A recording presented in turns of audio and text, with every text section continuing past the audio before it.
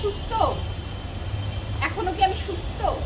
তারা প্রতিনিয়ত আমাকে কষ্ট দিয়ে দিয়ে আরো অসুস্থ। আমাকে জানেন আমি মাঝে স্ট্যাটাস দিয়ে আমি আপনারা কতটা নিকৃষ্ট আলম আর রিয়া, আজকে আপনাদের এই কথাটা আমি বলি যে আমি ওরে বোনের মতো ভালোবেসেছি, আর ও আমার সাথে কি করছে জানেন? আলমের অফিসে যে তারা শারীরিক সম্পর্ক করছে, আমাকে ভিডিও কল দিচ্ছে। সেই দিন আমি কি করছি, আমি একটা স্ট্যাটাস দিয়েছি আজকে লাইভে আমি সুইসাইড করব। কতটা খারাপ মানুষ হলে এই কাজ করতে পারে? আমাকে তো ওর সাথে রেখে প্রতিনিয়ত আমাকে কষ্ট দিচ্ছে। মনেই করিনি, কারণ আলমের মুখে কখনো আমি রিয়ামণির প্রতি ভালোবাসা, রিয়ামণির প্রতি কোনো সম্মান কিছুই আলম আমাকে কোনোদিন বলেনি। সে কোনোদিন বলেইনি আমি রিয়ামণিকে ভালোবাসি। সে শুধু বলছে সে স্টেজ মাতাতে পারে। আমাকে বলছে চান ও স্টেজ মাতাতে পারে, ওকে দিয়ে আমার ইনকাম আছে। ও আমার জীবনে থাকবে না, ও আমার বাচ্চাদের ভালোবাসে না, ও কোনো বউ হিসাবে কোনোদিন কিছু করেইনি। কিন্তু সে নুসরাতের কথা আমার সামনে ভালো বলেছে।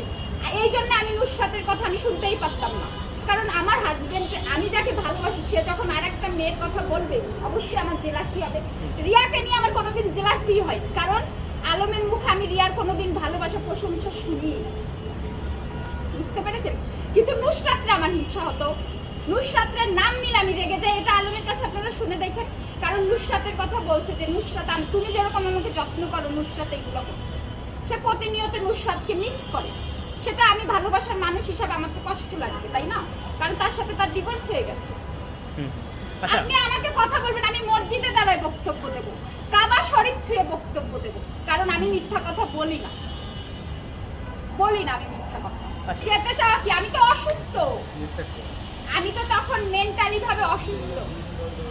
তো ওইখানেই তো আমার হসপিটাল রিলিজ করবে না। আলমের সন্ত্রাসী বাহিনী আমাকে রিলিজ করিয়েছে।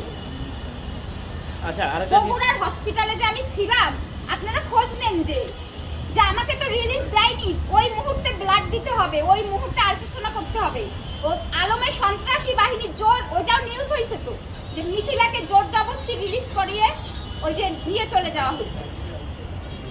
সেখানে আমাকে ঢাকায় নিয়ে এসে আমাকে আগে হসপিটালে না নিয়ে আমাকে নিয়ে সাংবাদিক সম্মেলন করে আমাকে আজকে সবার সামনে নিয়ে এসে তোমরা ভালো সাজার চেষ্টা করেছো। আমি তো সত্যি মুখ খুলি নাই।